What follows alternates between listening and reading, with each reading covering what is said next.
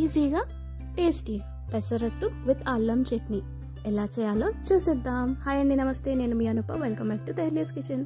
ముందుగా ఒక కప్పు పెసర్లు, ఒక 2 టేబుల్ స్పూన్ రైస్ వేసుకొని ఒక 2-3 సార్లు బాగా వాష్ చేసి 5 to 6 అవర్స్ నానబెట్టుకోవాలి. మీరు మార్నింగ్ కోసం అయితే నైట్ నానబెట్టేసుకుంటే సరిపోద్ది. మనకి పప్పు అనేది మంచిగా నానిన తర్వాత నీళ్ళని తీసేసి మిక్సీ జార్లోకి తీసుకుందాం.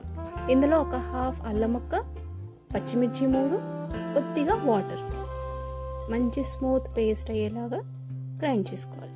కోసం స్టవ్ మీద ప్యాన్ పెట్టేసుకొని 1 టేబుల్ స్పూన్ ఆయిల్ వేసి ఇందులోనే 1/2 కప్ అల్లం ఫ్రెష్గా పొట్టు తీసింది వేసుకోవాలి. ఇది ఒక 2 నిమిషాలు వేగిన తర్వాత ఇందులోకి ఒక 1 టేబుల్ స్పూన్ శనగపప్పు, అలాగే ఒక 6 నుంచి 8 వరకు ఎండుమిర్చి వేయాలి. ఇది కూడా ఒక 2 మినిట్స్ ఫ్రై చేయాలి. ఇప్పుడు ఇందులోకి ఒక 2 టమాటాలు, అలాగే మినప్పప్పు ఒక 1 టేబుల్ స్పూన్ వేసి వేయించుకోవాలి. ఇది ఇలా కొద్దిగా మెత్తపడంగానే స్టవ్ ఆఫ్ చేసి చల్లారిన తర్వాత మిక్సీ జార్లోకి తీసేసుకుందాం.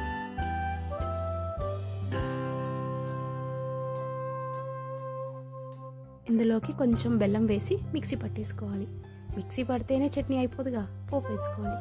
పోపు కోసం కొద్దిగా ఆయిల్ వేసి ఇందులోనే జీలకర్ర, ఆవాలు, మినప్పప్పు, ఎండుమిర్చి వేసి పోపు వేసేసుకోండి.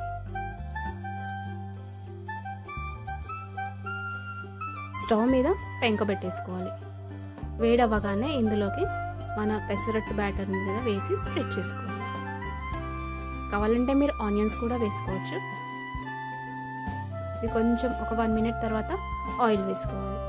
ఇది అంతా మీడియం ఫ్లేమ్లోనే కుక్ అవ్వాలి. చూడండి, అలా మిడిల్లో మనకు అలా కలర్ వచ్చిన తర్వాత సైడ్ ఎడ్జెస్ నుంచి తీసుకుంటూ ప్లేట్లోకి సర్వ్ చేసుకోవడమే. అంతేనండి, టేస్టీ టేస్టీ పెసరట్టు రెడీ.